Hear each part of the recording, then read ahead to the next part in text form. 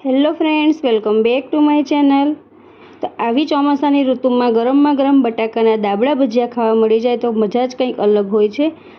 તો ચાલો આ રીતના બટાકાના દાબડા ભજીયા બનાવવાનું શરૂ કરીએ।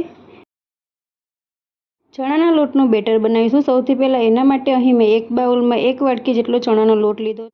બેસનની અંદર થોડો એવો આપણે હળદર પાવડર એડ કરી, થોડું એવું ધાણા જીરું પાવડર એડ કરીશું, અડધી ચમચીથી પણ ઓછું એડ કરવાનું। ત્યાર પછી આપણે થોડું લાલ મરચું પાવડર એડ કરીશું અને સ્વાદ અનુસાર થોડું મીઠું એડ, થોડું પાણી એડ કરતા જઈને આપણે લમ્સ ના રહે એ રીતનું બેટર બનાવીને તૈયાર કરી લઈશું।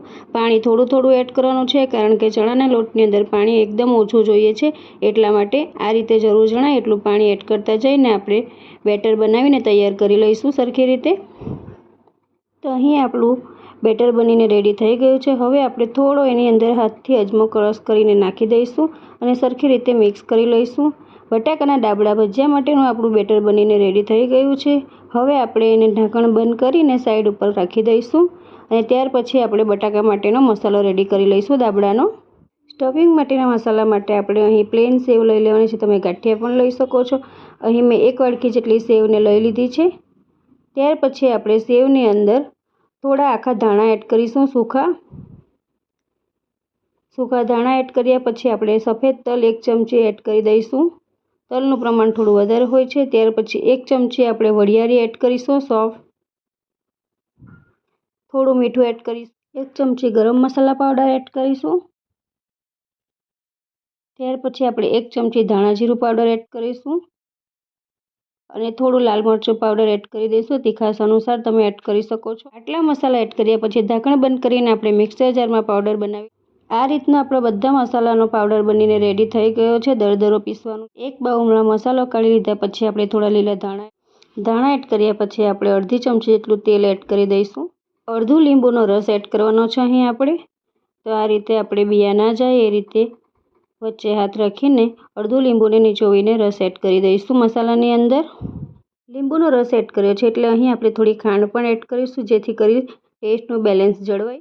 હવે આપણે આદુ મરચાં અને લસણની પેસ્ટ એડ કરી દઈશું। આપણે થોડું લાલ મરચું પાવડર પણ આગળ એડ કર્યું હતું। મસાલાનું પ્રમાણ થોડું ચડિયાતું હોય છે ભજીયામાં તો જ સરસ લાગે છે। હવે આપણે હાથથી આ રીતે સરખી રીતે બધા મસાલાને મિક્સ કરીને સરસ એવું આપણે સ્ટફિંગ તૈયાર કરીને રેડી કરી લઈશું। તો આ રીતે આપણે સરખી રીતે હાથથી મેચ કરી લઈશું બધું। દાબડા માટેનું આપણું સ્ટફિંગ બનીને રેડી થઈ ગયું છે। અહીં આ રીતના મોટી સાઈઝના આપણે 2 નંગ બટેકાને લઈ લઈશું।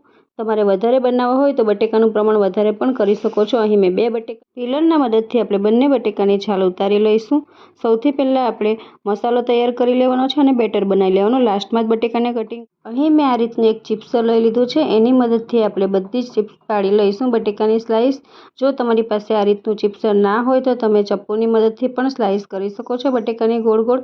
આ રીતની આપણે બધી સ્લાઇસ રેડી કરીશું। બટેકાની બધી સ્લાઇસને આપણે એક મોટા વાસણમાં પાણી લઈ એની અંદર એડ કરી દઈશું જેથી કરી એ કાળા ના પડી જાય, બટેકાની સ્લાઇસ કાળી ના પડે એટલા માટે આપણે પાણીને, બટેકાની એક સ્લાઇસ લઈ એની ઉપર આપણે હાથથી પ્રેસ કરતા જઈને મસાલો લગાવી દઈશું। સ્ટફિંગ વધારે ઓછું તમે કરી શકો છો અહીં સ્ટફિંગ।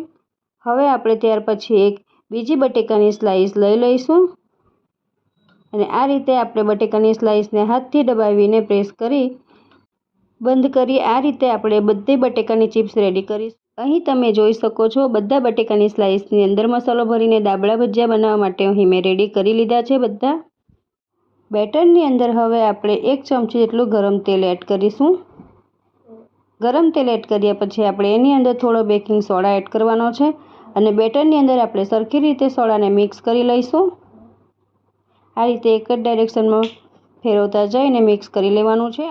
હવે આપણે ફ્રાય કરીશું તેલમાં। તો આ રીતે આપણે એક બટેકાની સ્લાઇસ લઈને બેટરની અંદર ડીપ કરીને આપણે તેલની અંદર મૂકી દેવાનું છે। તો આ રીતે આપણે બધા દાબડા ભજીયાને એક વખત તેલમાં જેટલા સમાય એટલા મૂકીને તળી લઈશું। પલટાવાની ઉતાર કરવાની નથી, એક વખતમાં 4 થી 5 સમાય છે સ્લાઇસ એ રીતે આપણે એડ કરી દઈશું। અહીં એક સાઈડ ફ્રાય થઈ ગયા છે, કલર ચેન્જ થઈ ગયો છે। હવે આપણે ધીમે રહીને પલટાવીને બીજી સાઈડ પણ આપણે ફ્રાય કરી લઈશું। આ રીતે આપણે બધા દાબડા ભજીયાને ફ્રાય કરીને રેડી કરી લેવાના છે। વરસાદની સિઝનમાં ખાવાની ખૂબ જ મજા આવે છે અને તો આપણા દાબડા ભજીયા તળાઈને રેડી થઈ ગયા છે। હવે આપણે એક પ્લેટની અંદર કાઢી લઈશું અને આ જ રીતે આપણે બીજા દાબડા ભજીયાને પણ ફ્રાય કરી લઈશું તેલની અંદર। તો ફ્રેન્ડ્સ, તમે જોઈ શકો છો અહીં બટાકાના દાબડા ભજીયા બનીને તૈયાર થઈ ગયા છે। તમે લીલા મરચાં, સોસ કે પછી કઢી જોડે પણ આ ભજીયાને ખાઈ શકો છો। ગરમમાં ગરમ ખૂબ જ મસ્ત લાગે છે। તો ફ્રેન્ડ્સ, આ વરસાદની સિઝનની અંદર તમે પણ આ રીતના બટાકાના દાબડા ભજીયા એકવાર ઘરે બનાવીને જરૂરથી ટ્રાય કરજો। આજની આ મારી રેસીપી તમને પસંદ આવી હોય તો પ્લીઝ લાઇક, શેર અને સબસ્ક્રાઈબ। ફરી મળીશું એક નવા વિડીયો સાથે। Bye, thank you for watching.